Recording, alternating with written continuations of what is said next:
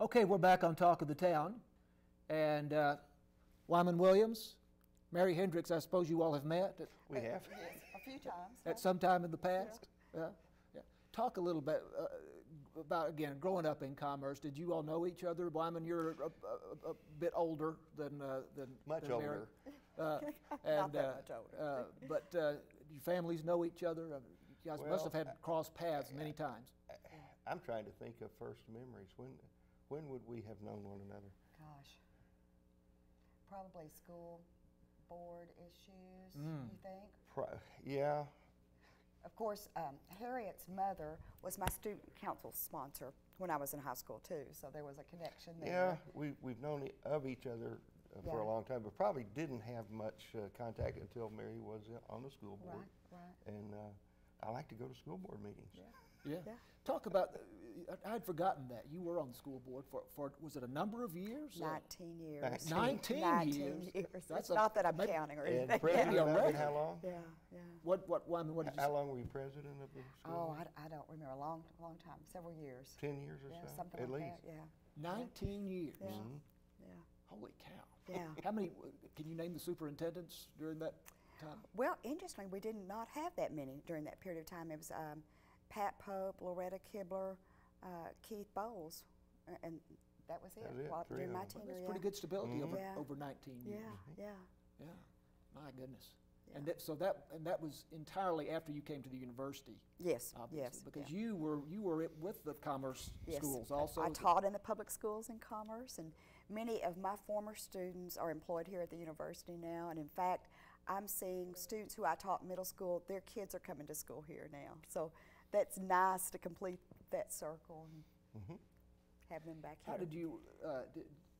It's a different kind of game. It's a different kind of occupation to be in the public schools with young children and then be at a university. But you compare the two. How have you found those to be different? Or I think there are more similarities than there are differences in that students come to you eager to learn, and it's our job to keep that excitement and motivation going all the way to the end. You know, it's always this time of year as we're nearing commencement that I get a little weepy, because just like a parent does, you're so excited that they're graduating, but you're also sad to see them go. Yeah. Well, we have one graduating in June. Yes. And I'm afraid that I'm going to be a little weepy, you know, when that time comes around. That's not supposed to happen with Dad, but it does happen with Dad. It will happen. In this case, in this case, it may. Well, we've talked about, you know, with both of you, the kind of the sense that there's some momentum going here, that good things are happening, and I've had that sense just driving around town for a couple of years. It seems like we've seen more construction activity, Wyman, whether it's remodeling or new buildings or what have you, in the last several years. What do you think? Well, we're 15 years into our association with the A&M system, and that has been something that I believe is such a benefit to students that many of our former students don't understand. It's not that we get funding directly from the system, but we get help from the system getting the money from the legislature that was a little harder to get when we were standalone. Now, we all know that the state is acting like they want to get out of the business of funding higher education. They don't say that, but they act like it, don't they, Mary? Right. Because when we started the school, the cost of a semester was minimal compared to what it is now. It was hundreds of dollars instead of thousands of dollars. So that's different, but the fact that we're part of the A&M system, I think, is why you see such a difference in the appearance of the campus, the increase in numbers of programs, because the resources of the system are huge. And we've had people that have made good use of those connections, and it's the benefit to our students that is often underappreciated by our graduates. You mentioned the appearance of the campus. I am not one, my nature is not such that I tend to think that whatever is happening today is better than what happened 10 years or 20 years ago, you know. But I have said several times, and I've spent some time here myself and gone away and come back, I don't think this campus has ever looked as good as it does right now. I agree. I agree. Wow. You know, It's I mean, beautiful. I think for anyone who comes back, they really have to be astounding. Well, I have found that if it's been as little as, or as few as 5 years since a student has been back, they don't believe it. Right. It's changed that much in 5 years. Now, if it's been 30 years, they're astounded. Yes. They just don't believe what they see. There are very few buildings that have been here, that are still in use, that have been here 30 years. But once you get them focused on what those are, then they can see, my goodness, what improvement. Right. I think it's important also to maintain certain buildings if you can. You know, you don't want to completely eliminate every building that has some history. Right. So I'm glad to see that the Social Sciences building is still here. Sure. Hall of Languages is still here. Some of us know it as the Education Building. Which don't is we, that? Mary? Yes, we do. The Social Sciences Building. Yeah. That was the Education Building Yeah. way back when. It was called the Education The Building. Education, because most of the classes That's were all in we- there. Right. And it was a very small school. Yeah. And Hall of Languages has always been. It was a It library. was a library. That was Yeah. the library. A beautiful library. I didn't know that. Yeah. See, you're learning things I am. already. This is You the need to know that. whole reason for this program, Yeah. is for me to learn things. The reading room in that library was one of the prettiest rooms on campus, and it was used for social functions. It was beautiful.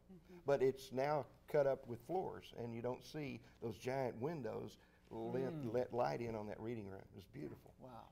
So it extended more than one floor. Oh, yeah, Right. it was, all the way to the top of those windows. That's why they're so big. That's going way back, because when I was an undergraduate, I think it was, I don't know. It if was we the call Hall it of Languages Hall when of you were here. Languages, but it was where the English department had its classes. Yeah. Yeah. I have some old annuals I can show you pictures in.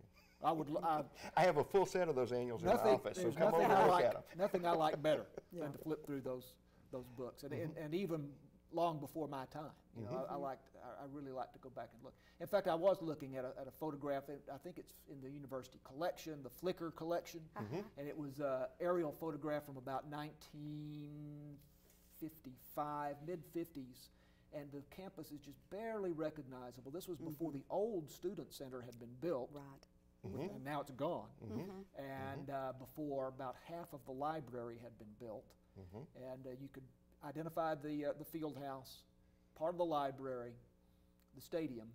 That's about it. That's about it. Yeah. That's about all you would recognize. So it really has changed. We've got a minute or two left. Where do you see us going with the university in the next few years, couple of years, Mary? Well, I think we're going to continue to grow. You know, our goal is to reach 15,000 by 2015. I think when you start seeing an enrollment increase of that magnitude, your town changes as well. I think we're going to see more businesses, more opportunities for students, what they're asking for as far as social activities, that sort of thing. So when you say you think you feel the energy, I think we're feeling the energy, but we certainly haven't reached where it's going to be. So that's exciting. Well, I share that opinion that retail responds to a number of people that are local to serve. And with new residence halls existing and coming online, that's going to increase the need for retail in this town. And that's going to make it a better environment to live in, and more interesting for students who do live here. Mary Hendrix and Wyman Williams, we're out of time, but we thank you for the time that you have given us. It's great to sit down and talk with you both. Thank you. And we're going to do this from time to time. We call it Talk of the Town, and we'll let you know next time we're going to do it. So please stay with us and join us the next time for Talk of the Town.